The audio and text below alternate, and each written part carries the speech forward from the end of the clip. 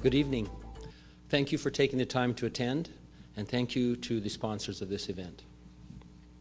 My two priorities as a school board trustee will be to improve accountability and transparency in the conduct of Prairie South School Division affairs, and to foster an environment that encourages academic excellence for all students.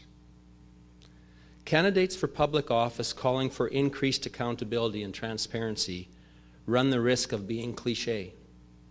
But there is much room for improvement on these fronts with Prairie South. A school division responsible for the education of 6,200 students, with a budget of $80-some million of public money, a budget 3 times the size of the City of Moose Jaw's budget. Although board meetings are public, virtually no one attends. More specifically, no one from the media, press, or radio attends, relying instead on the PSSD-issued board highlights as a substitute for journalism and community coverage. This is not a healthy situation. How can there be accountability when no one is watching? During the past 3 years, I have seen decisions that might have been different, or at least more difficult, if someone was watching and reporting to the public. I have tried. I had several people contact the local paper calling for coverage of PSSD meetings. I wrote a letter to the editor asking for the same. I asked several teachers to contact their representative to have attendance at meetings. No luck on any front. But I will still try. I support the board proposal to webcast school board meetings, and I will continue to regularly attend and report to the school community councils to which I am a liaison.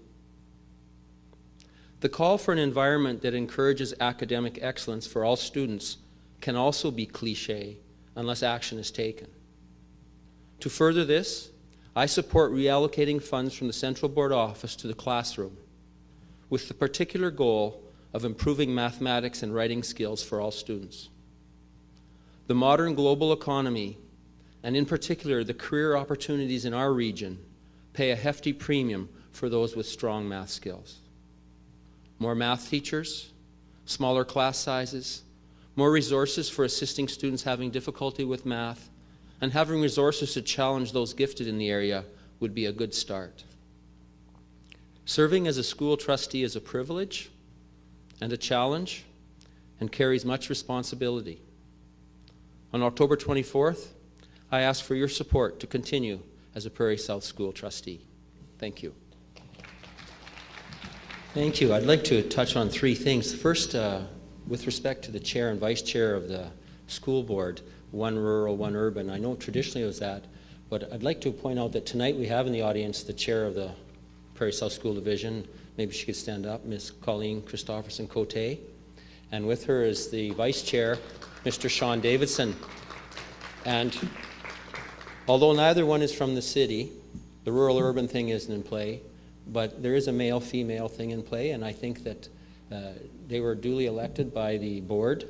And I know, living in Coronach and near Kincaid, their commitment to the school division far exceeds where I can just get in my vehicle and drive 3 minutes to the school board office for a meeting. They're driving 2 hours, 2.5 hours one way to a meeting. And although they're acclaimed, I think that might speak to the confidence that their district has in their abilities.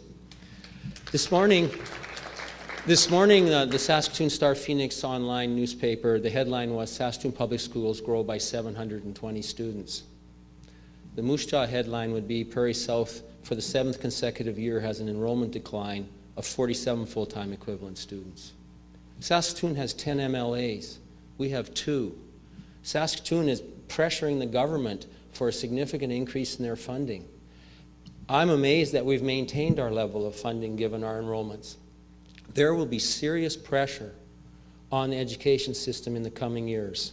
Those dealing with growth, in Saskatoon, a large number of those students require additional instruction in English. So there will be a lot of pressures and tough decisions. But one statistic I'd like to show you is in Moose Jaw high schools right now, public high schools review, Peacock and Central, there are 1,271 students, grades 9 to 12. If you go to the next 4-year range, grades 5 to 8, there are only 836 students.